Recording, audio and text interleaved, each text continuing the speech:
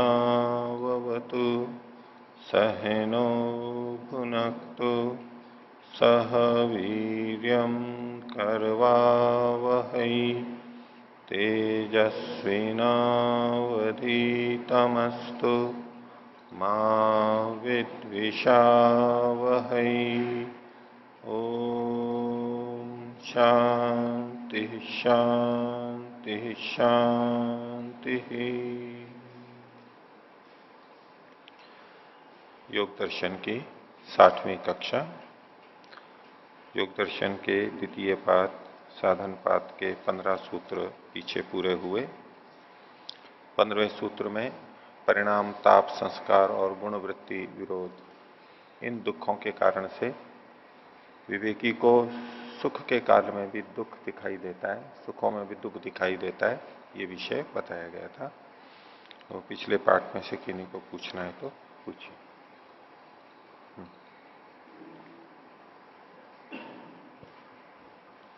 आचार्य जी, सूत्र संख्या 15, इसमें जो तीसरा अनुच्छेद है ताप दुख का, उसमें ताप दुख में बोला है कि परानुग्रह पीड़ाभ्याम धर्माधर्म उपचिनोति, धर्म और अधर्म का वो संचय करता है बोला है, और उसके कर्माशय के द्वारा ही उस कर्माशय का ताप और दुख कहते हैं, ताप दुख कहते हैं, ये बात आया है। फिर आगे संस्कार दुख का बात करते हुए भी ये बोला है कि सुख का अनुभव और दुख के अनुभव द्वारा जो कर्माशय हमारा बनता है, संस्कार जी, संस्कारों के द्वारा कर्माशय तो, नहीं संस्कार, हाँ संस्कार बनता है। फिर उसके आगे बोले है कि एवं कर्मभ्यो विपाके अनुभूयमान, उन कर्मों के द्वारा जब हम उन कर्मों का जब फल स्वरूप बनता है, बोलिए।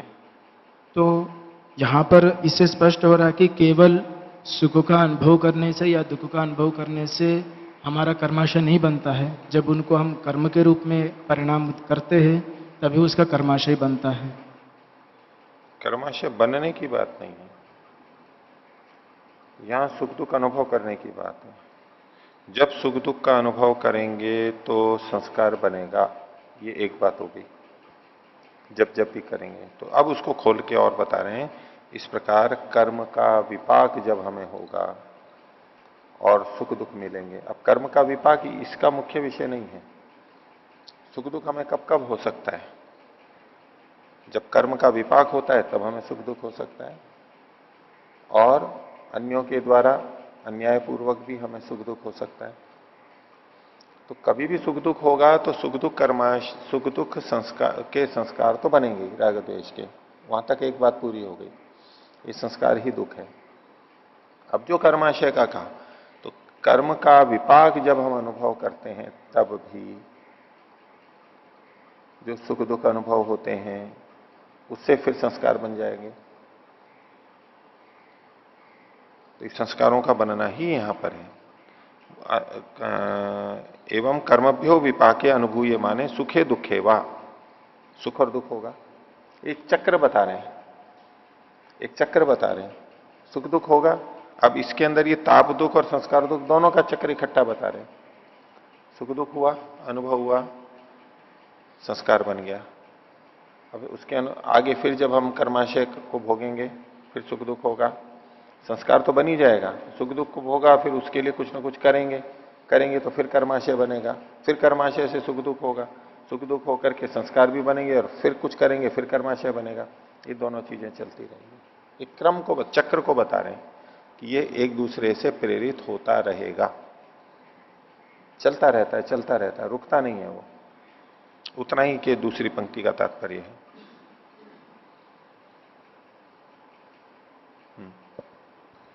ये तो ठीक है आचार्य जी। ये जो गुणवृत्ति विरोधाचा का जो अनुच्छेद था, उसमें जो रूपातिशया वृत्त्यतिशयाश्च परस्परेण विरुध्यन्ते, उससे आगे से उसके आगे समझ में नहीं आ रहा था वहां से। हाँ, इसके आगे है सामान्यानि तु अतिशयी सह प्रवर्तन्ते। ये जो गुण हैं ये प्रधान और गौण भाव से रहते हैं, सामान्य और प्रधान रूप से रहते हैं। पीछे हम योग प्रथम पाद के दूसरे सूत्र में देख के आए कि प्रख्या रूपम ही चित्त सत्वम। तो सत्वगुण की प्रधानता तो रहती है, उसमें अन्य गुण भी रहते हैं, लेकिन कौन सा गुण उभरा हुआ है उसके आधार पर इनकी प्रधानता और सामान्यता या गौणता कही जाती है। तो जिस समय ये क्रियाशील होते हैं तो सामान्य यानी जो सामान्य है, अभी पूरे क्रियाशील नहीं है, अनुद्भूत हैं, थोड़े से क्रियाशील हैं, थोड़े उभरे हुए हैं, वे सामान्य हुए। अतिशय ही सह प्रवर्तन थे, जो अतिशय को प्राप्त है, अभी उभरा हुआ है, उसके साथ साथ चलते रहते हैं, अर्थात साथ में रहते हैं, ये कहना चाहते हैं। जो उभरा हुआ है हमें लगेगा एक ही चल रहा है, एक ही सत्व ही चल रहा है या रज ही चल रहा है या तम ही चल रहा है, ऐसा नहीं। जो प्रधान है उसके साथ साथ दूसरे भी चलते रहते हैं। तो सामान्यानि तु अतिशय सह प्रवर्तनते, क्योंकि ये एक दूसरे के साथ चलते हैं। एवं एते, इस प्रकार ये गुणा इतरेतराश्रयेण उपार्जित सुख दुख मोह प्रत्यया, ये एक दूसरे के आश्रय से, ये तीनों गुण अलग अलग कह रहे हैं, ये तीनों गुण जब एक दूसरे का आश्रय करते हैं, यानी सत्वगुण रजोगुण तमोगुण का आश्रय करेगा, रजोगुण सत्वगुण और तमोगुण का आश्रय करेगा, तमोगुण सत्वगुण और रजोगुण का आश्रय करेगा। एक किसी को भी लेंगे वो बाकी दो का, लेकिन आश्रय लेने वाला एक मुख्य माना जाएगा वहां पर। एवं एते गुणा, ये गुण इतरेतर आश्रयण, एक दूसरे के आश्रय से, उपार्जित सुख दुख मोह प्रत्यया, जिन्होंने सुख दुख मोह प्रत्यय को उपार्जित कर लिया है। तो जो एक मान लीजिए सत्व है, उसमें तो सुख पहले से ही है, तो दुख और मोह को उसने उपार्जित कर लिया है। सत्वगुण की प्रधानता थी, रजोगुण तमोगुण उसके साथ में जुड़ गया है सामान्य रूप से। तो अब जो सत्वगुण का सुख तो था ही, साथ में दुख और मोह ये भी उपार्जित हो गया है, इसके लिए ये दो उपार्जित लगेंगे। अब रजोगुण बढ़ा हुआ है तो उसका दुख तो है ही, अभी उपार्जित किसको करेगा, सुख को और मोह को, वो दो चीजें भी साथ में जुड़ी हुई रहेंगी। और जब तमोगुण बढ़ा हुआ रहेगा तो है ही, उसके अलावा सुख और दुख को भी उपार्जित कर लेगा। तो इतरेतराश्रयेण उपार्जित सुख दुख प्रत्यय, सुख दुख प्रत्यय, सुख दुख मोह प्रत्यय को उपार्जित कर लेते हैं, अपना नहीं होता है। उपार्जित कहता है जो हमने अर्जित किया है, नहीं पैसा, हमने अर्जित किया, पैसा प्राप्त किया, कमाया, उपार्जित किया, अपने पास में ले लिया, है नहीं लेकिन ले लिया, वो दूसरे से आता है। तो तीनों उपार्जित हो सकते हैं, प्रसंग के अनुसार लगेगा। एक जना एक बाकी दो को उपार्जित करेगा, कोई भिन्न होगा वो अन्य दो को उपार्जित करेगा। तो उपार्जित सुख दुख मोह प्रत्यय सर्वे सर्व रूपा भवंती, ये सारे मतलब ये सत्वर स्तंभ सभी रूपों वाले होते हैं। जब जब एक उभरा हुआ रहता है बाकी दो भी वहां पर साथ में रहते हैं, सर्वे सर्व रूपा। सामान्य रूप से तो हम यूं कहेंगे भाई सब रूप वाले कैसे हो सकते हैं, हर अपने अपने रूप वाला हुआ। सत्वगुण है वो केवल सुख रूप ही होगा, दुख और मोह रूप कैसे हो सकता है। ऐसे ही रजोगुण भी दुख रूप हो सकता है, सुख और मोह रूप कैसे हो सकता है, नहीं होता है ना, एक एक ही होते हैं। लेकिन चूंकि ये एक दूसरे की सहायता करते हैं और एक सामान्य विशेष के साथ में जुड़ा हुआ रहता है, तो अब जब ये मिल चुके हैं, क्योंकि साथ में रहते ही हैं, तो उपार्जित हो जाते हैं, ये एक दूसरे को उपार्जित करते हैं। इसलिए कहा सर्वे सर्व रूपा भवंती, ये सभी सभी रूपों वाले होते हैं। एक भी कोई प्रधान बना रहेगा, बाकी दो भी वहां पर जुड़े ही रहेंगे। दूसरा कोई प्रधान रहेगा तो भी बाकी के दो जुड़े हुए रहेंगे, तीसरा प्रधान रहेगा तो भी बाकी के दो जुड़े हुए ही रहेंगे, और उनकी चीजें भी वहां पर दिखाई देंगी। तो सर्वे सर्व रूपा भवंती, ये सर्वे सर्व रूप कैसे होते हैं उसके लिए पंक्ति के पहले की बातें लिखी हैं कि ये इतरेतर आश्रय से उपार्जित सुख दुख मोह प्रत्यय वाले होते हैं, इसलिए सर्वे सर्व रूपा भवंती। आगे जब सभी सब रूप वाले होते हैं तो सब एक जैसे ही हो जाने चाहिए, फिर अंतर क्या होता है उसका उत्तर आगे दिया जा रहा है। गुण प्रधान भाव कृतस्तु ऐशाम विशेषा इति, इनकी जो विशेषता है, जब हम कहते हैं कि सत्वगुण की प्रधानता है, सत्वगुण उभरा हुआ है, तो इसकी क्या विशेषता है कि इसमें सुख प्रधान रूप से रहेगा, दुख और मोह सामान्य रूप से रहेगा। ऐसे ही रज जब बढ़ा हुआ होगा तो दुख प्रधान रूप से रहेगा, सुख और मोह गौण रूप से रहेगा। तो गुण प्रधान भाव कृतः, गुण का मतलब है अप्रधान सामान्य, और प्रधान तो मतलब मुख्य हो ही गया। गुण प्रधान भाव से किया हुआ इनका विशेष होता है, क्योंकि जब पीछे कहा सर्वे सर्वरूपा भवंती, तो फिर तो सब एक जैसे होने चाहिए। फिर भेद कैसे करेंगे जब सभी सब जैसे हैं, सभी मिठाइयां एक जैसी हैं, तो फिर अंतर क्या हुआ? तो बोले नहीं, इसमें गुण प्रधान भाव से भेद रहता है। इससे पता लग जाता है कि ये कौन सा है, किसकी प्रधानता है। गुण प्रधान भाव कृतस्तु येषाम विशेषय थी। अब चूंकि ये सर्वे सर्वरूपा होते हैं, तस्मात दुखम एवं सर्वम विवेकी नायति।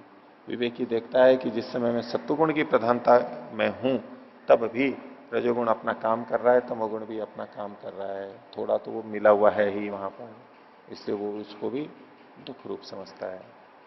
तो दुखम एवं सर्वम विवेकी। और कोई बहुत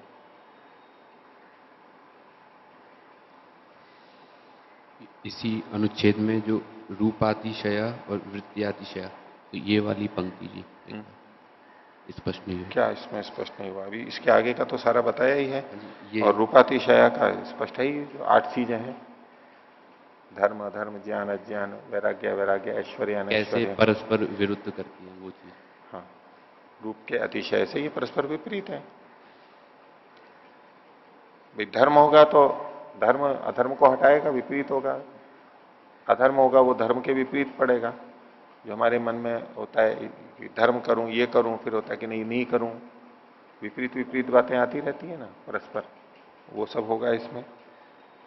ज्ञान और अज्ञान होगा, वैराग्य अवैराग्य होगा, ऐश्वर्य अनैश्वर्य होगा। ये सब परस्पर विपरीत चीजें, जो जैसा उभरेगा उसके अनुसार ये होता रहेगा। और शांत घोर मूड है, ये भी परस्पर विपरीत है। तो रूपातिशय वृत्त्यातिशय से परस्परेण विरुद्धन्ते, ये आपस में सहयोग भी करते हैं लेकिन आपस में विरुद्ध भी हैं। बिल्कुल ऐसे सहयोगी नहीं है कि कुछ विरोध ही नहीं हो इनका, परस्पर विरोध भी करते हैं एक दूसरे का। एक को ले तो दूसरा उसकी दूसरी विपरीत चीज वहां पर रखेगा, विरोध होगा आपस में। इसलिए शुद्ध रूप से हम जैसा चाहते हैं वैसा नहीं हो पाता है, दूसरी चीज कुछ मिली भी रहेगी उसमें। परस्पर विरुद्ध भी हैं, एक दूसरे का सहयोग भी करते हैं। जैसे घर परिवार में होता है ना, आपस में लड़ते झगड़ते भी रहते हैं लेकिन फिर भी साथ ही रहते हैं और दूसरों के लिए जब होता है तब मिल भी जाते हैं किसी प्रसंग में, क्योंकि उनको पता है कि हमारा हित एक साथ में जुड़ा हुआ है, तो मिले जुले भी रहते हैं। लेकिन स्वभाव एक भी नहीं होता है, अंतर भी होता है, आपस में विरुद्ध भी रहते हैं। ऐसे हैं ये। बोलो। चौथा अनुच्छेद आचार्य जी इसी सूत्र का, उसकी 5वीं पंक्ति, इतरम तु सर्वकर्मो हृतम, यहां से लेकर के ये जो तापानुप्लवंते, आप जो 5वां अनुच्छेद कह रहे हो उसकी प्रारंभिक पंक्ति बोलिए पहले। एवं इदम अनादि दुख हाँ, स्रोत। इसकी अब नीचे से 5वीं पंक्ति ऊपर से ही 5वीं है, बोलो। इतरम तु स्वकर्म उपहृतम।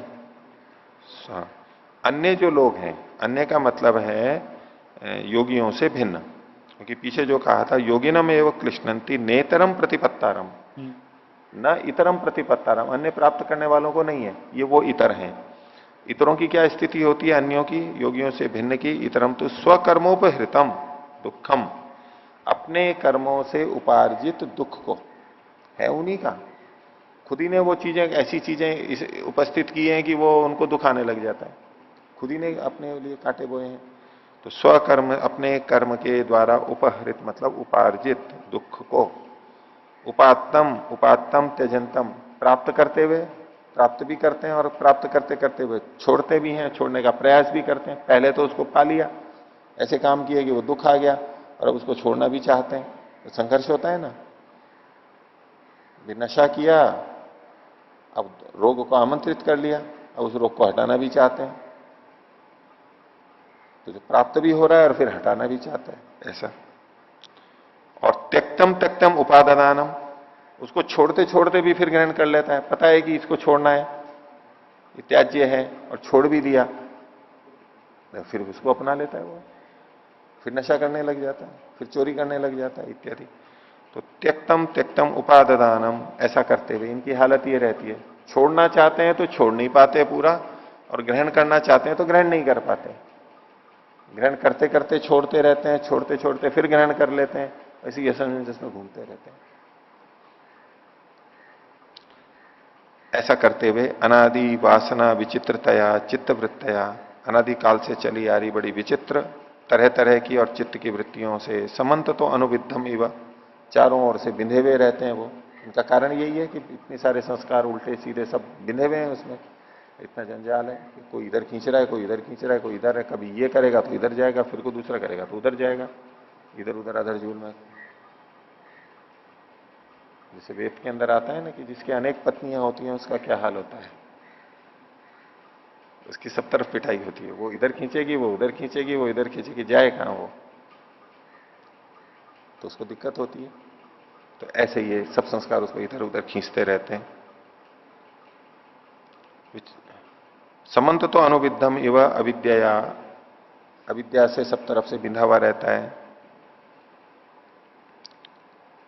अविद्या हातव्य एवं अहंकार है, अविद्या के कारण से, और साथ में क्या जो चीजें छोड़ने वाली हैं उनको भी अविद्या के कारण से वो अहंकार और ममकार से जुड़ा हुआ रहता है उसी के साथ साथ। और जातम जातम उत्पन्न होते होते बाह्य आध्यात्मिक उभय निमित्ता त्रिपर्वाणा तापा अनुप्लवंते, तीन तरह के तापों को, इन परिणाम ताप संस्कार तापों को अनुप्लवंते प्राप्त करते रहते हैं, उसी में ही तैरते रहते हैं, उसी में गोता लगाते रहते हैं। ये बात है। एक बात और आचार्य जी, जो तीन प्रकार के दुख है, आधिदैविक, आध्यात्मिक और भौतिक, और ये जो परिणाम ताप संस्कार दुख, इनमें अंतर कुछ? अंतर अलग अलग तरह से वर्गीकरण है। आध्यात्मिक, आधिभौतिक, आधिदैविक दुख हैं, उसमें सारे दुख आ गए वैसे तो, उसमें बचेगा नहीं उस वर्गीकरण में। आधिभौतिक दुख अन्य भूतों से आते हैं, अन्य प्राणियों से। आधिदैविक दुख अग्नि, जल, सूर्य, इनसे जो आते हैं।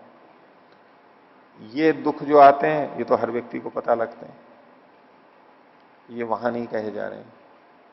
अब पहला वाला जो है आध्यात्मिक दुख, आध्यात्मिक दुख में वो दुख जो हमारे अपने कारण से होते हैं, अब उसमें अपने इंद्रियों के दोष के कारण से उसको आधिदैविक में भी डाल देते हैं, नहीं तो अपने कारण से हो रहा है, हमने ही कुछ गलत किया है। आध्यात्मिक दुख भी बहुत सारे ऐसे होते हैं जो सामान्य व्यक्ति भी अनुभव करता है। ठीक है। अब ये परिणाम ताप संस्कार दुख है, ये है आध्यात्मिक ही, लेकिन सूक्ष्म है ये योगी तो पकड़ पाते हैं, अन्य को ध्यान नहीं जाता है उसके ऊपर। क्योंकि ये सारे दुख, परिणाम दुख स्वयं का खड़ा किया हुआ है कि क्यों उसको लक्ष्य बना करके लगा था कि मेरे को ये इसी में तृप्ति हो जाएगी, अपनी अज्ञानता थी, नहीं समझा था। ताप दुख, कर्माशय से जो दुख आ रहा है वो भी हमारा अपना किया हुआ है, दूसरा थोड़ा ना दे रहा है इसको, हमारा अपना किया हुआ है। और संस्कार दुख, ये भी हमारा अपना ही किया हुआ है। तो ये तीनों दुख हमारे अपने किए हुए हैं, इनको अगर आप उसमें अंतर्भावित करना चाहते हैं तो आध्यात्मिक में केवल करेंगे। उस वर्गीकरण में तो सारे दुख आ जाते हैं, उसमें कुछ भी नहीं छूटेगा। ये एक विशेष केवल योगियों की दृष्टि से बताया जा रहा है, इसमें सारे दुख अंतर्भावित नहीं हो पाते। इसके अतिरिक्त दुख हैं जो अन्य प्रतिपत्तारों को मिलते हैं, अन्य लोगों को मिलते हैं, इस योगी को भी मिलते हैं अन्य, उनका यहां पर ग्रहण नहीं है।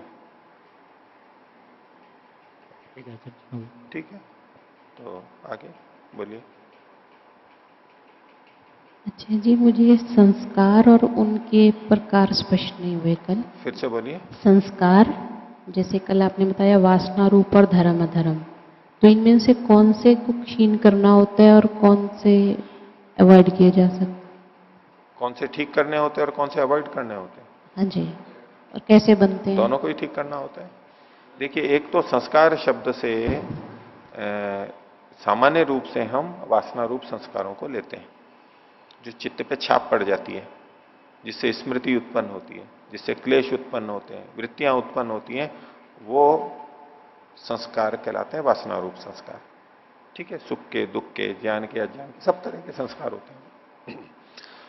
अब दूसरा शब्द संस्कार का इन्होंने धर्माधर्म रूप संस्कार किया है, इसको दूसरे शब्दों में कहें तो कर्माशय, हम इसको कर्माशय के नाम से बोलते हैं। संस्कार शब्द से फिर भ्रांति होती है, वो वासना रूप संस्कारों को लेने लग जाते हैं, कर्माशय रूप संस्कारों को नहीं ले पाते। धर्माधर्म रूप संस्कार, ये क्या करते हैं? ये विपाक के हेतु होते हैं। जो विपाक है, जाति आयु भोग, उसको देने वाले होते हैं। तो हमें जो शरीर मिलता है वो कर्म के अनुसार मिलता है। इत्यादि जो भी चीजें हमें जाति आयु भोग मिल रही हैं कर्माशय प्रारब्ध के अनुसार, वो धर्माधर्म रूप संस्कार है। हाँ, उसमें निमित्त वासना रूप संस्कार भी बनेंगे, क्योंकि क्लेश वही है। क्लेश के होने पे कर्माशय विपाकारम भी होता है, इस रूप में वो कारण बनेंगे। और जब तक क्लेश है तब तक कर्माशय फल देता रहेगा, लेकिन फल मिलेगा कर्म के अनुसार ही, संस्कारों के अनुसार फल नहीं मिलेगा।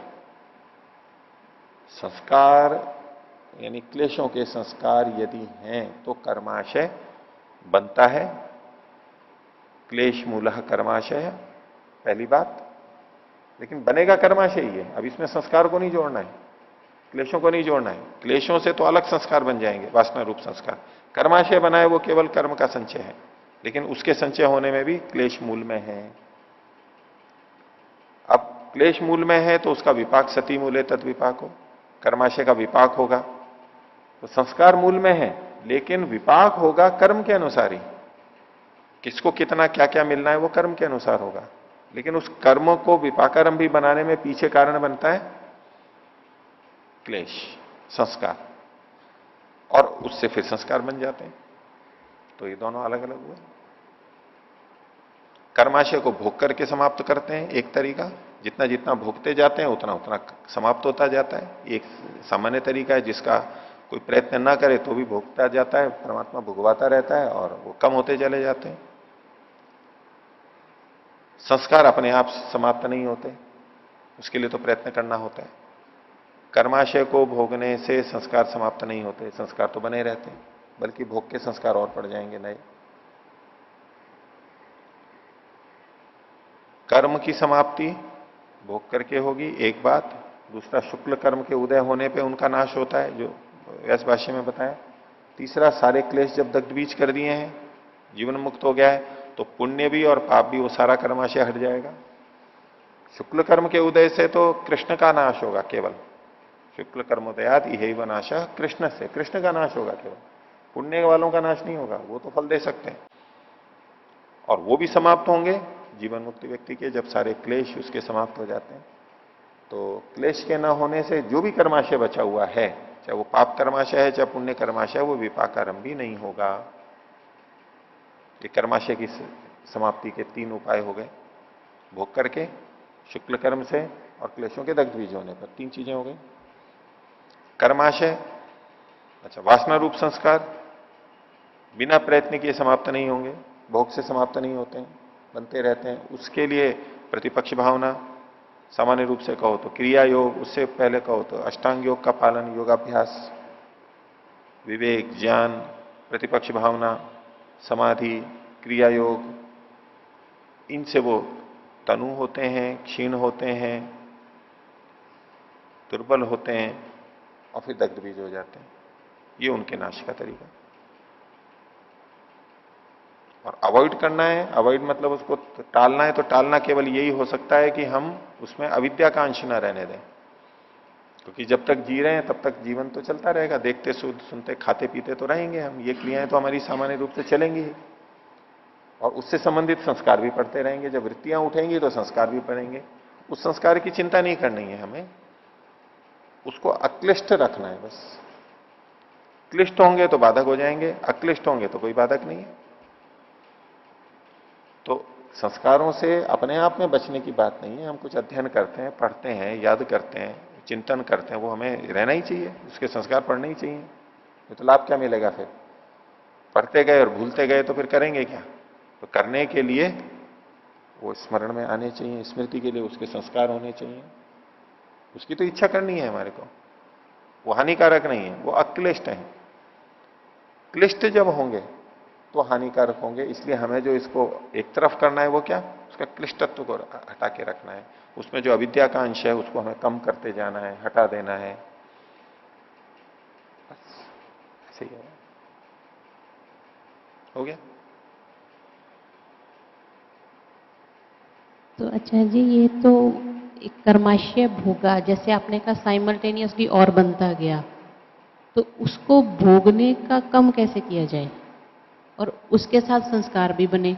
मतलब काम हम एक कर रहे हैं, उससे दो रिजल्ट मिल रहे हैं हमें। तो मिल रहा है कर्माशय की और वासना वो दो हैं वो हमारे को मुफ्त में मिल रहे हैं। जो साथ में होता है ना कि ये इतनी चीज खरीदो और ये तो साथ में आ ही जाएंगे। तो कर्म कर जब भी करते हैं तो उसमें प्राय करके, अपवाद छोड़ दीजिए, प्राय करके कर्म करते हैं तो कर्म बना, संस्कार भी बनता है। लेकिन अपवाद कुछ होते हैं कि कभी कर्म यानी कर्माशय तो बनता है लेकिन संस्कार नहीं बनता है। दूसरा, संस्कार कभी बन जाते हैं लेकिन कर्माशय नहीं बनता है। पर सामान्य रूप से वो ठीक है कि जब भी हम कर्म करते हैं तो कर्माशय और संस्कार दोनों बनते हैं। ठीक है, दोनों बनेंगे, लेकिन दोनों का निस्तारण, उनका समापन अलग अलग तरह से होता है। और जब जो जिसको मुख्य मान ले, कोई कर्माशय को मुख्य मानेगा तो उस ढंग से चलता रहेगा, संस्कारों को जो विचार नहीं करेगा ज्यादा। और कुछ होते हैं जो कर्माशय को कम सोचते हैं और संस्कारों के बारे में ज्यादा सोचने लग जाते हैं। ये एक बड़ा अंतर होता है साधना के पथ पे या धार्मिक व्यक्तियों के अंदर। और एकदम से जैसे कि गियर बदलते हैं ना, ऐसा गियर बदल जाता है गाड़ी का। धर्माधर्म को छोड़ करके, यानी धर्माधर्म पे ज्यादा बात नहीं करेगा, वो मुख्य संस्कारों पे केंद्रित रहेगा। कर्म करते हुए भी अपने अच्छे संस्कार बनाने के लिए कर्म कर रहा होगा, वो कर्म करेगा, मुख्य उद्देश्य उसका संस्कार रहेगा, कर्माशय उतना नहीं रहेगा। अगर कर्माशय कम है, उसको पुण्य करना है तो वो भी प्रयत्न करेगा, लेकिन संस्कारों पर केंद्रित रहेगा। और संस्कारों को क्षीण करना है, तनु करना है, अधिक ना बढ़े, इसका प्रयास है, कृष्णत्व ना हो उसका, अविद्या ना हो उसमें, इसकी तरफ ही वो अधिक प्रयत्न करता रहेगा। ये दो अंतर मिलेंगे, होते दोनों हैं सब में।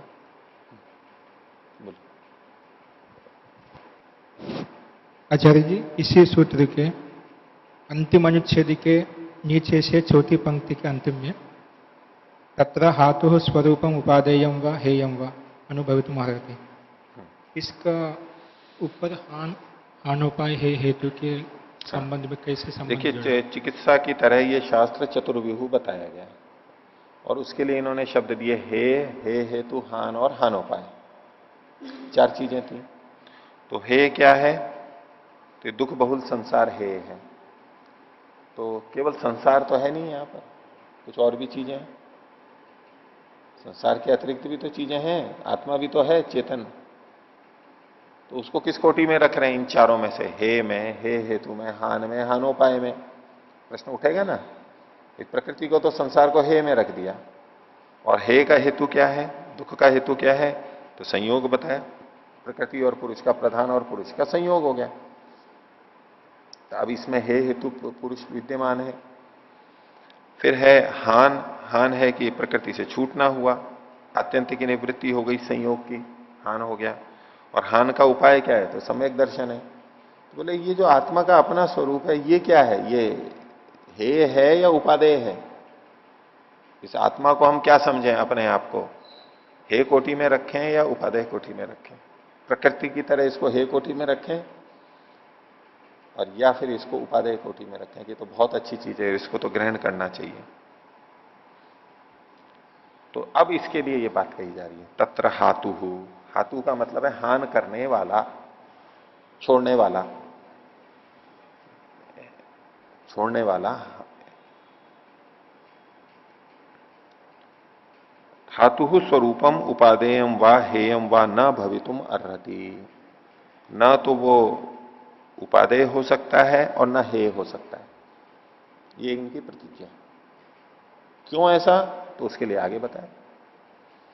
तो उपादेय क्यों नहीं हो सकता? नहीं, पहले हान का कह रहे हैं। इति हाने तस्य उच्छेदवाद प्रसंग। अगर यूं कहें कि आत्मा का ही हान हो जाएगा, छोड़ देंगे और बस आत्मा भी नहीं रहेगी और यही मुक्ति है, तो फिर तो बोले उच्छेदवाद का प्रसंग आएगा, यानी दोष आएगा। उच्छेद का मतलब है समाप्त होना, जैसे मूलोच्छेद, बीमारी का उच्छेद कर दिया, समस्या का उच्छेद कर दिया, जड़ समेत उखाड़ के फेंक दिया, ऐसा। तो आत्मा का उच्छेद का मतलब है आत्मा का नाश। बोले यदि आत्मा को भी आप हे कोटि में ले आएंगे तो ये तो उच्छेदवाद प्रसंग आ जाएगा, जबकि आत्मा तो नष्ट नहीं होती है, वो तो नित्य है। अगर पर आत्मा को हे कोटि में लाएंगे तो उसकी अनित्यता जो कि होनी नहीं चाहिए वो होने लग जाएगी, माननी पड़ेगी हमारे को। ठीक है, ये दोष आएगा। इसलिए आत्मा को हे नहीं कह सकते धातु को। और कहा उपादान चाहे हेतुवाद है, यदि उसको हम कहें कि इसका उपादान होता है, आत्मा को ले सकते हैं और ये सब आ सकता है, तो हेतुवाद शुरू हो जाएगा। हेतुवाद मतलब उसका कारण, उसका किस कारण से हम लेते हैं वो कारण आ जाएगा। जिसका कारण होता है वो वस्तु अनित्य होती है। तो हेतुवाद का मतलब हो जाएगा कि ऐसा अगर हम माने कि आत्मा प्राप्त होती है, तो किससे प्राप्त होती है, क्यों प्राप्त होती है, कैसे मिल जाती है, वो चीजें कारणों को देना होगा, और जिसके कारण होते हैं वो अनित्य होती है। तो इस दृष्टि से भी दोष आ जाएगा, हेतुवाद आ जाएगा। इसलिए उभय उभय प्रत्याख्यान है, दोनों का प्रत्याख्यान कर दिया। आत्मा ना तो है ना उपादेय है, क्योंकि वो तो हमें है ही। तो इसमें छोड़ना क्या है, अपने को क्या छोड़ेंगे, अपने को छोड़ के जाएंगे कहां, और छोड़ दिया तो बचेगा क्या फिर वहां पर। और अपने को आत्मा को निकाल के ले गए तो हम भी तो वहीं चले गए, छोड़ेंगे क्या हम, बचे क्या है फिर उसके अलावा। तो हान करना नहीं है उसका। और हमने अपने को आत्मा को कोई कहीं से ले लिया, कहीं से पकड़ा, और वो फिर हाथा बन गया, छोड़ने वाला बन गया, तो हम कौन थे। तो न तो ये दोनों नहीं हो सकते, इसलिए कहा उभय प्रत्याख्याने, दोनों को हटाने से, कि न तो इसको हे में रख सकते, न उपादेय में रख सकते। ये हटाने पर क्या बचता है, शाश्वतवाद बचता है, हमेशा बना रहता है वो, ये उचित है। क्योंकि ऊपर की दो चीजों में अनित्यता आ रही है, अशाश्वतता आ रही है आत्मा की। तो शाश्वतवाद इति एतत् सम्यक दर्शन, यही सम्यक दर्शन है शाश्वतवाद की। आत्मा तो सदा है, सदा बनी रहेगी, चलती रहेगी, ये शाश्वतवाद है। बोलिए।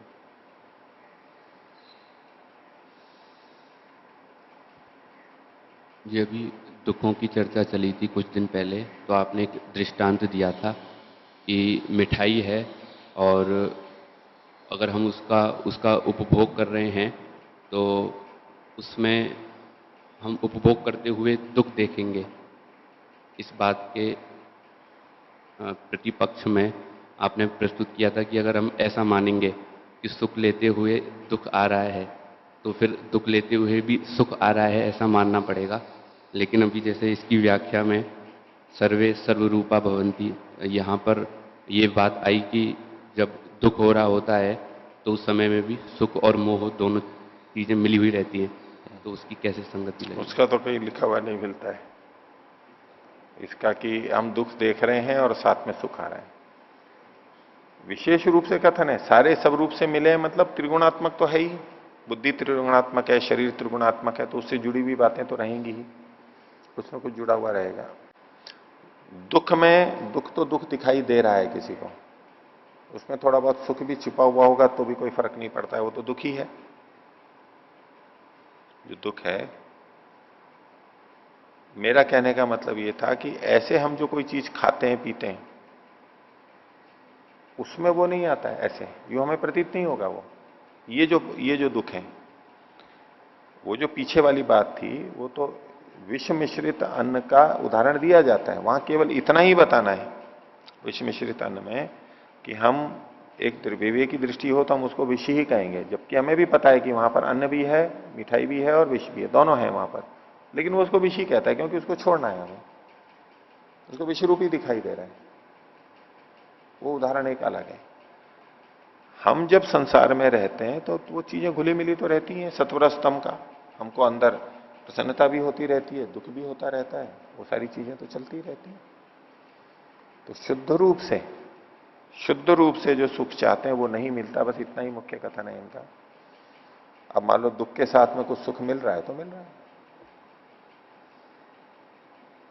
मिल रहा है तो मिल रहा है, वो उसको ये थोड़ा ना कहेगा अच्छा इसके साथ सुख भी है उसका आनंद लेगा, ऐसा थोड़ा ना है, उसको तो वो दुखी दिखाई देगा। कोई विष के अंदर अगर एक बूंद दूध की भी डली हुई हो तो कहेगा अच्छा इस विष के साथ में दूध की भी बूंद मिल रही है, दूध भी मिल रहा है, वो कोई प्रसन्न होने की बात है उसको, तो कुछ भी नहीं है उसमें, वो क्यों विचार का क्षेत्र में नहीं आता। ये सब रूप वाले होते हैं, इतना तो ठीक है, क्योंकि त्रिगुणात्मक होते हैं, वो साथ साथ में रहते हैं। योगी देख रहा है कि ये तो तीनों मिले हुए हैं। एक सामान्य प्रक्रिया बताइए। परस्पर संसर्गात, परस्परानुग्रहात, परस्परानुप्रवेशाच सर्वेषु सर्वेशाम सानिध्यम अस्ति, आयुर्वेद का वचन मिलता है इन त्रिगुणों के बारे में। परस्पर संसर्ग होने से सर्वेषु सर्वेशाम सानिध्य में, सब में सबकी सन्निधि है, ये सब सबसे जुड़े हुए हैं। ये जो बात यहां कही है ना, सर्वे सर्व रूपा भवंती, परस्पर सन्निकर्ष होने से पास पास में रहते हैं, इसलिए एक कारण। ये सब सबसे जुड़े हुए हैं, उसके तीन कारण बताएं। परस्पर संसर्ग होने से, साथ साथ में रहते हैं, तो एक रहता है तो दूसरा भी रहता ही, झेलना ही पड़ता है वो। कोई व्यक्ति आया, उसको उसके पास में कुत्ता है, उसका पालतू है, वो हट नहीं सकता है, तो वो आएगा तो कुत्ता भी आएगा ही, वो तो झेलना ही पड़ेगा, वो हटा नहीं सकते। वो है, किसी को है, उसका मान लो बच्चा है, बच्चा चिल्ला रहा है, बच्चा बाधा करता है, तो वो है, बच्चा आएगा तो आएगा, वो तो साथ में ही आना है। तो ऐसे ये प्रधान के साथ साथ है, परस्पर संसर्गात, आपस में संसर्ग रहता है, जोड़ रहे, संयोग रहता है, पास पास में रहते हैं। परस्पर अनुग्रहात, ये एक दूसरे का अनुग्रह करते रहते हैं। तो एक आएगा तो दूसरा ने उसको अनुग्रह कर रखा है, तो वो भी साथ में आएगा, वो अनुग्रह भी उसके साथ साथ आ जाएगा हमारा। कोई हमारे पास में आया, उसको किसी ने दूसरे ने अनुग्रहित कर रखा है, बता रखा है कि ये व्यक्ति ऐसा ऐसा है, अब वो हमारे पास में आएगा तो कैसा व्यवहार करेगा वो? एक तो अपने ढंग से देखेगा, और वो दूसरे ने जो अनुग्रह करके बता रखा है पहले से, वो फीड कर रखा है दिमाग के अंदर, जो डाल रखा है उसके, वो अनुग्रह भी तो साथ में प्रभाव डालेगा ना अपना। तो ये एक दूसरे का अनुग्रह भी करते हैं, जैसा कि इन्होंने यहां कहा था, इतरेतराश्रय ने उपार्जित, ये तो हो गया है?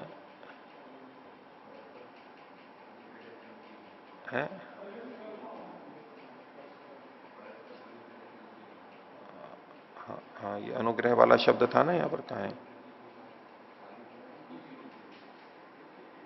हाँ, परस्परानुग्रह तंत्री भूतवा, ये अनुग्रह शब्द का वो यहां पर आ रहा है। आपस में अनुग्रह करते हुए, सहयोग करते हुए जुड़े हुए हैं, इनका एक बड़ा संगठन बना हुआ है, तंत्र बना हुआ है, जाल बना हुआ है, इनका व्यवस्था बना रखी है इन्होंने, अनुग्रह करते हुए।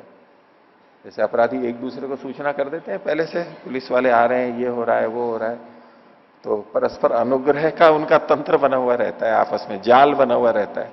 ऐसे ही सैनिक भी होते हैं अच्छे जो होते हैं, वो भी आपस में एक दूसरे को जैसे अनुग्रह बताते हुए, उस इसको दिक्कत आएगी तो वो सूचना कर देगा, और उस पर आफत आई तो ये सूचना कर देगा पहले से।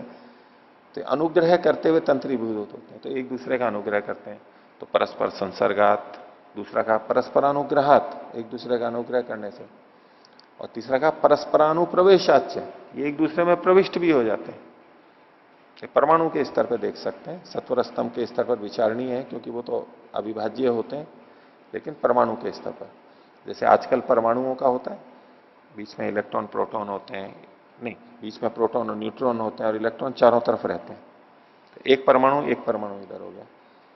अब वो किसी में एक परमाणु, एक इलेक्ट्रॉन कम होता है, दो कम होते हैं, तो वो एक दूसरे से जुड़ जाते हैं, और जो बाहर की घेरा जो रहता है इलेक्ट्रॉन का, वो शामिल हो जाता है, वो इधर भी चक्कर लगाता है, उधर भी, वो आपस में जुड़ जाते हैं। आणविक स्तर पर उनका संगठन होता है, वो एक दूसरे से एक दूसरे में प्रविष्ट कर गए, आजकल के हिसाब से देखें तो जुड़ जाते हैं वो। एक होता है मिश्रण, एक सामान्य, और एक वो आपस में मिलकर के उनका आणविक स्तर पर संयोग हो जाता है, इलेक्ट्रॉन से इधर उधर दोनों जगह वो चक्कर, इसके भी चक्कर काटता है, उसमें भी चक्कर काटने लग जाते हैं, समान हो जाते हैं दोनों के, वो कुछ चीजें समान हो जाती हैं। तो ये परस्पर प्रवेश कर गए एक दूसरे में, तो परस्पर संसर्गात, परस्परानुग्रहात, परस्परानुप्रवेशाच सर्वेशु सर्वेशाम सानिध्यम अस्ति, इन सब में सबका सानिध्य है, सब में सब विद्यमान है। सर्वे सर्व रूपा भवंती, बिल्कुल वही बात कही गई है अलग शब्दों के अंदर। तो एक चीज को हम कभी ले नहीं सकते, एक चीज को हम कभी ले नहीं सकते, यानी केवल सत्वगुण को चाहे शुद्ध रूप से नहीं आएगा, रज और तम रहेंगे ही वहां पर। विवेक ख्याति हो गई, सात्विक सुख मिल रहा है, संप्रज्ञात समाधि लगी हुई है, तब भी वहां रजोगुण तमोगुण काम कर रहे हैं, तमोगुण काम है, रोकेगा, वो आगे गति नहीं होगी, कुछ समय तक चलता रहेगा, फिर ढीला पड़ जाएगा, थक जाएगा, रोक देगा उसको। तमोगुण ने रोक दिया, हमेशा नहीं बना करके रखी।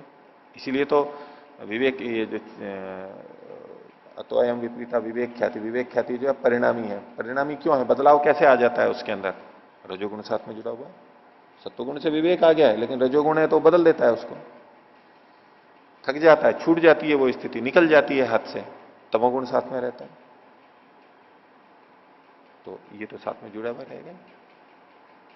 हम जैसे चल रहे हैं, दौड़ रहे हैं, व्यायाम कर रहे हैं, तो इसमें रजोगुण काम कर रहा है, सक्रिय है, लेकिन इसी के साथ साथ ब्रेक वाला सिस्टम, रोकने वाला तंत्र भी काम कर रहा है। तो जैसे जैसे चलते जाएंगे धीरे धीरे थकान बनने लग जाएगी, और होते होते होते एक स्थिति आएगी कि हमारी गति कम हो जाएगी, एक आएगी कि नहीं अब तो बैठ ही जाओ, फिर भी करें तो दर्द होने लग जाएगा, बाधा आ जाएगी ना।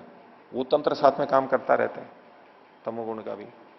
और तमोगुण हो तो उसके साथ साथ में रजोगुण भी काम करता रहता है। वो सो गया है सब कुछ, लेकिन रजोगुण भी काम करता रहता है, उठा देगा थोड़ी देर बाद में, कुछ घंटों के बाद में उठा देगा।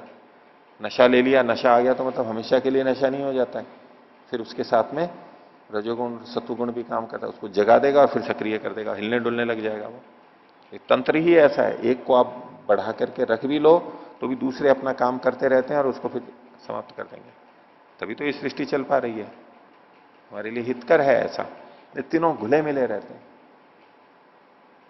शरीर की वृद्धि हो रही है, बढ़ रहा है व्यक्ति, बच्चे से बड़ा होता गया बढ़ रहा है। अब बढ़ते बढ़ते भी वो तंत्र काम करता है, एक समय आकर के रोक देता है, वो आगे नहीं बढ़ोगे आप। वो तंत्र कमजोर हो तो ज्यादा लंबा हो जाएगा व्यक्ति, फिर वो एक अलग रोग हो जाता है। और वो रोकने वाला तंत्र जल्दी काम कर गया तो बौना रह जाएगा वो। दोनों तंत्र काम करते रहते हैं। पहला तंत्र है, हम भोजन खा रहे हैं, इच्छा कर रही है, जैसे ही खाना शुरू किया वो दूसरा तंत्र काम करना शुरू करता है कि अब इसको तृप्ति भी थोड़ी देते रहो, और एक समय में जाकर के वो खाना की रुचि कम होती जाएगी, फिर अरुचि में बदल जाएगी, छोड़ देगा उसको, और दूसरा तंत्र काम करेगा साथ में। दोनों दोनों ये तीनों एक दूसरे के साथ काम करते ही रहते हैं, जुड़े ही रहते हैं। शुद्ध सत्वगुण की कोई स्थिति नहीं है, 100% शुद्ध की। जिसको हम सात्विक कहते हैं, शुद्ध स्थिति कहते हैं, उसमें प्रधानता के आधार पर कथन है, प्रधानता है, बाकी चीजें जुड़ी भी रहेंगी। हम किसी को कहें बड़ा सात्विक है, वे सात्विक है तो नींद कैसे आ जाती है इनको? सत्वगुण के रहते तो नींद आनी ही नहीं चाहिए बिल्कुल ही, फिर भी आ जाती है नींद, तो आ जाती है। तमोगुण का अपना प्रभाव है, वो होना ही है। बोले बहुत तमोगुणी है, तमोगुणी है तो फिर ये देख सुन कैसे लेता है? ये जो छोटी मोटी गतिविधियां होती है, आता है जाता है, कुछ तो करता ही है वो, कुछ तो जानता ही है, कहां से आ जाता है। तो जब हम कहते हैं इसका दिमाग तमोगुणी है, इसका शरीर तमोगुणी है, उसका मतलब होता है प्रधानता से। प्रधान और सामान्य के आधार पर विशेष होता है, कथन होता है। वैसे तो सारे सब रूप में होते हैं, सब रूप वाले होते हैं, और इससे कोई पिंड छूट नहीं सकता। जब तक शरीर है तब तक ये गुणवृत्ति विरोध रहेगा। साधना की कोई पद्धति इसको हटा नहीं सकती। शरीर है तो है, और साधना यही करेगी कि जीवन मुक्त बना देगी। अब जब शरीर छूट जाएगा अब नहीं आएगा, अब मुक्ति में चला गया। लेकिन शरीर है तो ये बाध्यताएं तो बनी रहेंगी। इसलिए परिणाम ताप संस्कार दुखों को जिसने हटा भी दिया है, ऐसा विवेकी बन गया है, वो भी चाहता है कि मैं शरीर को छोड़ के मुक्त हो जाऊं, क्योंकि इसको पता है कि गुणवृत्ति विरोध तो अभी भी लग रहा है, ये तो चल ही रहा है। आगे चले तो ये दुखों की बात कही, तो दुखों के पीछे यहां पर बीच में बताया था अंत में कि ये चतुर्व्यूह है, हे हेतु और हानोपाय, 4 में बांटा गया है।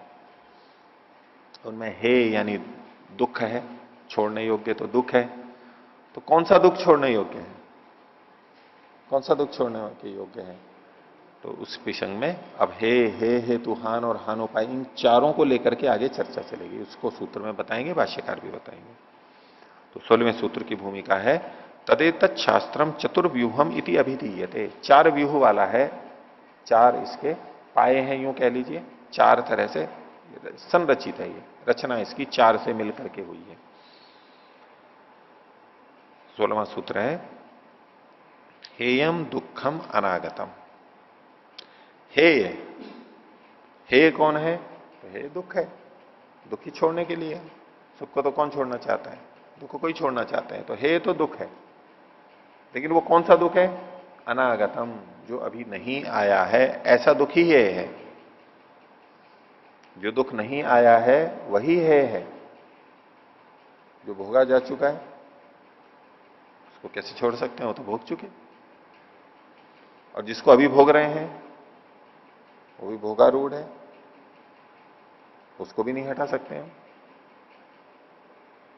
तो केवल अनागत, भविष्य में जो आने वाला है वही दुख है, उसी को छोड़ा जा सकता है। भाष्य देखिए, अनागतम दुखम अतीतम उपभोगेन अतिवाहितम न हेय पक्षे वर्तते।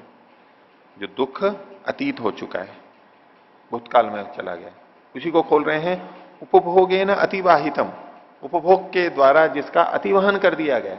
वहन मतलब तो बहना, जाना, हटाना, पूरी तरह से हट चुका है। वो भोग लिया और वो भोगा जा चुका है, बस भोग करके हट गया। न हे पक्ष वर्तते, वो हे कोटि में रखा ही नहीं जा सकता, वो तो भोगा जा चुका है। हे कैसे करेंगे उसको? जा चुका है वो तो। आगे, वर्तमानम च स्वक्षणे भोगारूढ़ इति न तत्क्षणांतरे हेताम आपत्त्यते। जो वर्तमान में है, वर्तमान मतलब स्वक्षणे भोगारूढ़ है, अभी इसी समय में भोग दे रहा है, वर्तमान में बिल्कुल भोग दे ही रहा है। न तत्क्षणांतरे हेताम आपत्त्यते। अब जो भोगारूढ़ है उसको हटाएंगे तो कब हटाएंगे? अगला क्षण तो आ ही जाएगा। जब अगला क्षण आ जाएगा तब तक ये कैसा हो जाएगा? अतीत में चला जाएगा। तो वो भी नहीं हटाया, जो भोगारूढ़ है वो भी नहीं हटाया जा सकता। तो तस्मात एव अनागतम दुखम, तस्मात यदेव अनागतम दुखम, जो अनागत दुख है, भविष्य में आने वाला है, तदेव अक्षिपात्र कल्पिनम योगिनम क्लिष्णाति, वही दुख अक्षिपात्र योगी को क्लिष्ट करता रहता है। अनागत दुख नेतरम प्रतिपत्तारम, दूसरे ग्रहण करने वालों को नहीं। तो योगी को जो ये दुख दिखाई देता है वो कौन सा? अनागत दुख दिखाई, अभी नहीं है उसको। और वो पिछले दुख से दुखी नहीं होता है, वर्तमान में जो दुख आरूढ़ हो गया उससे भी दुखी नहीं होता है, उससे क्लेशित नहीं होता है वो। और सामान्य व्यक्ति पीछे जो दुख आया था ना उससे भी दुखित होते रहते हैं, उसको याद कर करके, मेरे साथ ये हो गया, मेरे साथ ये हो गया, उसने ये कर दिया, ये सब दुखी होते रहते हैं। और वर्तमान में जो आरूढ़ हो चुका है उससे भी दुखी होते रहते हैं वो, और उसको हटाने के लिए प्रयास करते रहते हैं और हटा पाते नहीं है। योगी को भविष्य के दुख, अनागत दुख क्लेशित करते हैं, आए नहीं है, भोगारूढ़ नहीं है, क्योंकि उसको पता है उसी को हटा सकते हैं। ये तो आ चुके हैं, जो भोग चुके, अब क्या करना है उसका? जो भोग चुके उतना कर्माशय समाप्त हो गया, अब करना क्या है उसने? करने को तो केवल संस्कार है, संस्कार को हटाना है, वो तो कर ही रहा है वो। जो कर्माशय भोगा जा चुका है उसके लिए अब करने को क्या बचा है हमारे लिए? कुछ नहीं। और जो फिर दुखी होते रहते हैं वो ये है कि जो पिछला कर्म, पिछले जब हमने दुखों को भोगा था उसके जो संस्कार पड़े थे, उन संस्कारों से स्मृति उठा उठा करके फिर दुखी होता रहता है, नया दुख खुद ही पैदा कर रहा है। वास्तव में तो नहीं है ना वो दुख। अभी मेरे साथ ऐसा हुआ, मेरे को ऐसा रोग हुआ, मेरे साथ ऐसा व्यवहार हुआ, इसका दुख जो हमें आज रहता है वो अभी दुख, वो दुख अभी वर्तमान में तो नहीं है, हो चुका वो तो। हाँ, अगर वही चीज आज भी चल रही है तब तो हो सकता है, लेकिन जो हो चुकी और अब उसका कोई भी प्रभाव नहीं है तो दुख है ही नहीं। फिर भी अगर व्यक्ति दुखी होता है तो वो अपने संस्कारों के कारण से दुखी हो रहा है, वास्तव में वो दुख नहीं है वहां पर। ठीक है, तो योगी को जो कि अक्षिपात्र कल्प है उसको अनागत दुख ही कष्ट देता है। न इतरम प्रतिपत्तारम तदेव हेताम आपद्यते, वो जो अनागत दुख है वो ही हेता को प्राप्त कर पाता है। अतीत और वर्तमान वाला तो हेता को प्राप्त ही नहीं कर सकता है, हो ही नहीं सकता है वो तो।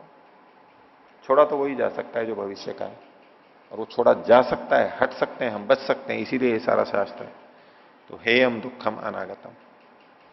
वैसे लौकिक रूप से भी मनुष्य इस बात को ध्यान रखता है जो भविष्य में आने वाला दुख उसको दिखाई देता है, उससे बचता है वो। स्थूल दुखों की बात है। आगे पता है कि भाई ये गिरने वाले हैं, ये है वो है, जो दिखाई देती हैं चीजें, उससे बचता ही है वो। ऐसा नहीं किया तो दंड मिलेगा, ऐसा कर दिया तो दंड मिलेगा, मेरी ये हानि हो जाएगी, ऐसा किया तो पैसे बर्बाद हो जाएंगे, ऐसा किया तो कोई चोर चुरा लेगा इस धन को, इत्यादि जो भविष्य की चीजें होती हैं उसको देख करके हम कार्य करते ही हैं। जो मकान पे ताला लगाते हैं बाहर जाने जाने समय, वो ताला किस बात का द्योतक है? कौन से दुख से बचना चाहता है? अतीत दुख से। पीछे जो चोरी हो गई, बोले उसके लिए मैं ताला लगाऊंगा। चोरी वो तो चोरी हो गई, उसके लिए क्या ताला लगाना है? अभी चोरी हो रही है, उसके लिए ताला लगाएगा? कुछ नहीं, वो तो हो रही है जो हो रही है। हाँ, अब ताला लगाना है कि भविष्य में चोरी नहीं हो। ऐसे ही और भी है, गाड़ी में हम तेल डलवाते हैं, ये करते हैं, वो करते हैं, ग्रीस करते हैं, उसकी सर्विस करवाते हैं। रोग हो गया, अब 10 साल पहले जो रोग हो गया उसका इलाज कोई करवाता है क्या? उसका इलाज तो कोई नहीं करवाता है। हाँ, 10 साल पहले हुआ और अभी भी चल रहा है और आगे भी चलता रहेगा, उसका तो इलाज होगा, उसके लिए तो प्रयासरत रहेगा, क्योंकि अभी उसका एक भाग बाकी है और वो भविष्य में होने वाला है। लेकिन जो 10 साल पहले मलेरिया हुआ था या खत्म भी हो गया, आज कोई उसका इलाज कराएगा क्या? कोई जरूरत ही नहीं, वो तो समाप्त हो गया, अतीत में हो गया, अतिवाहित हो गया, वो उपभोग से अतिवाहित हो चुका है, उसके लिए कुछ करनी है ही नहीं।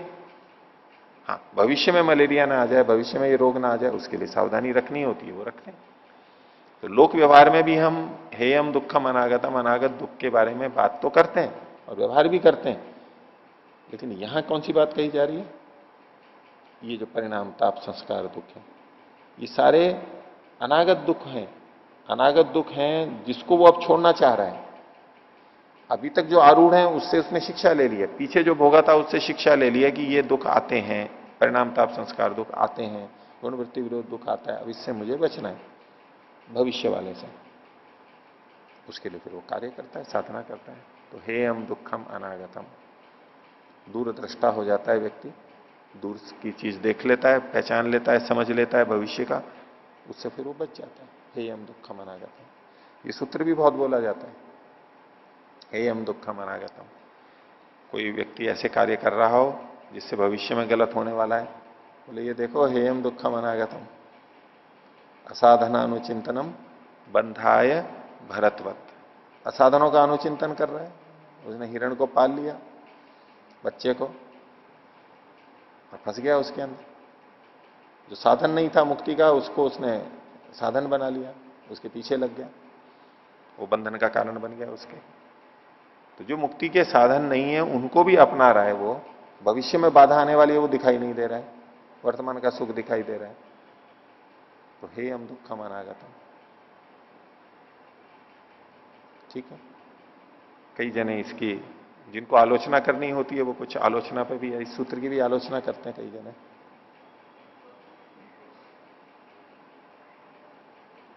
इनको यही नहीं पता था कि वर्तमान में जो दुख है उसको भी हटा सकते हैं, उन्होंने तो कुछ समझा ही नहीं। भूतकाल का तो चलो चला गया, वर्तमान का जो दुख है उसको तो हटाने का कोई उपाय ही नहीं बताया। तो कह रहे हे हम दुखम अनागतम, भविष्य के दुखों को हटा रहे हैं। और चलो भूतकाल के भी तो दुख होते हैं, उनको भी तो हटाया जाता है। ये कह रहे हैं केवल हे हम दुखम अनागतम, दुख हटने चाहिए तो भूतकाल के पिछले भी दुख हटने चाहिए, वर्तमान के भी, भविष्य के भी, तीनों दुख हटने चाहिए, ऐसा करके लोग कहते हैं। तो बोले अच्छा भूतकाल के दुख हटने चाहिए, उसका कोई उदाहरण बताइए। तो कहेंगे देखो मेरे को ये रोग हो गया या मेरा बेटा मर गया, उससे ये दुख हुआ और इससे बाधा चल रही है, अब इसका उपाय तो करना चाहिए। तो 10 साल पहले सड़क टूट गई थी, भूतकाल में थे, उससे कष्ट हुआ, और अब इसका उपाय तो करना ही चाहिए, सड़क को बनाना चाहिए। भूतकाल का दुख था, भूतकाल का नहीं है तो भविष्य का है, आगे का। वो सड़क टूट चुकी, ये हानि हुई, उसका जो दुख होना था वो तो हो चुका। अब जो सड़क ठीक कर रहे हैं वो भूतकाल के दुख का निवारण नहीं है, वो सामान्य रूप से कहते हैं। बोले देखो वर्तमान है, वर्तमान में हमारे को बुखार है, तो इनके अनुसार तो वर्तमान में बुखार है तो उसको हटाना ही नहीं चाहिए, हटा ही नहीं सकते उसको तो। मतलब लोग करते हैं ना, वर्तमान में गंदगी होती है हटा देते हैं, रोग होता है हटा देते हैं, ऐसा करके वो स्थूल रूप से देखते हैं। जो इसको सूक्ष्म रूप से देखेंगे तो भी बुखार आया अभी, अब जब हम डॉक्टर के पास जा रहे हैं, चिकित्सक के पास कि मेरा बुखार दूर हो जाए, सिर दर्द दूर हो जाए, वो कौन से बुखार, बुखार के भी अंश करने होंगे ना। जो सुबह से बुखार आ रहा है, सुबह से सिर दर्द हो रहा है, तो जो बुखार बीत चुका, जिसको भोग चुके, जो सिर दर्द, उसके लिए दवाई लेने जा रहे हैं क्या? और डॉक्टर भी दवाई देगा तो अभी जिस समय उसके पास बैठे हैं, अभी जो सिर दर्द हो रहा है, अभी जो बुखार है, उसको थोड़ा ना हटाएगा वो, इस काल वाला, ये तो भोग ही रहे हैं हम। भाई आगे नहीं हो, 10-15 मिनट में आराम आ जाए, 1 घंटे में आराम आ जाए, 1-2 दिन में आराम आ जाए, भविष्य के में ही तो हटाएगा वो। जिसको वो कह देते हैं वर्तमान वाला, वो वास्तव में तो भविष्य का ही है। वो स्थूल रूप से कथन होता है कि वर्तमान है, वैसे वो भविष्य का ही है। उस दृष्टि से ये सूत्र बिल्कुल ठीक है। वर्तमान वाले को क्या हटाना है? भविष्य के लिए ही हटाया जाता है। पर हम भविष्य में जो आ रहा है उसको भी हम वर्तमान मान करके चलते हैं। उस दृष्टि से कथन ठीक है कि भाई वर्तमान के रोग हैं, अभी मेरे को ये रोग आया हुआ है, उसको मेरे को हटाना है। लेकिन वास्तव में वहां पर भविष्य वाले काल में जो उससे पीड़ा होने वाली है, बाधा होने वाली है, उसी को हम हटाते हैं। हे हम दुखम अनागतम। ठीक है।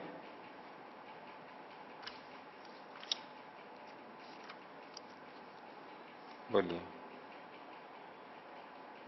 जी, वर्तमान दुख का तो अनुभव होना ही चाहिए।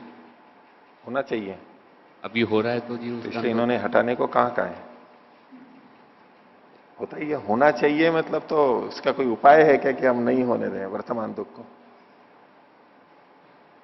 कोई उपाय है क्या वर्तमान के दुख को? वर्तमान मतलब बिल्कुल वर्तमान, उसी क्षण का, उसको हटाने का कोई उपाय है क्या? या ये कह रहे हैं क्या कि वर्तमान दुख भी हटा दो? तो ये होना चाहिए, होता ही है, होता है। जी, आपने ऐसी पंक्ति बोली थी कि जो अतीत वाला दुख है वो उसको दुख नहीं देता, और वर्तमान वाला दुख है वो दुख नहीं देता। जो अनागत जो दुख है वो उसको दुख देता योगी है। को, हाँ, योगी को। योगी को तो जो दुख नहीं देता है मतलब, ये जो ये जो दुखमेव सर्वम विवेकिन वाली बात है, उसको जो सब कुछ दुख दिखाई देता है, वो किस लिए? भविष्य की दृष्टि से, और उसी को वो हटाता है, हे कोटि में उसको लाता है। पिछला अनुभव दुख का, वर्तमान का दुख का अनुभव, इससे तो उसने सीख ली है। देखो ऐसा ऐसा करने से ये दुख आता है और ये समस्या होती है और मुझे ये नहीं चाहिए, मेरे को ये हटाना है, बस इतना उससे प्राप्त कर लिया। अब हटाएगा तो है भविष्य का ही हटाएगा। तो दुख तो आना चाहिए, अगर दुख ही नहीं आए तो हटेगा कैसे? दुख की अनुभूति नहीं होगी तो हटेगा कैसे वहां से? अगर संसार में किसी को दुख दिखाई नहीं दे रहा है तो संसार से छूटेगा कैसे वो? उसके लिए तो दुख दिखना आवश्यक है, हानि दिखनी आवश्यक है, तभी छूट सकता है, तभी बच सकता है। ठीक है, इतना ही रखते। प्रणव।